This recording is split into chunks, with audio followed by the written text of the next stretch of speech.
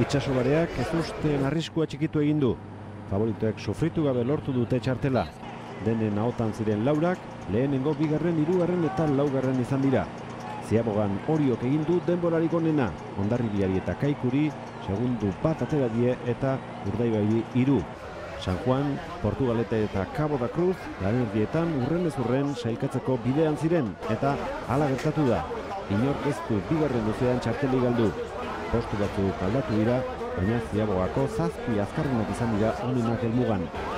Oparean Kaikuk eta Urdaibaik ondo asmatu eta segundo batzuk handizkiete Oriori eta Hondarribiari. Cabo da Cruz, Portugalete eta San Juanentzat garaipen handia datorren igandean Donostiara itzultzea.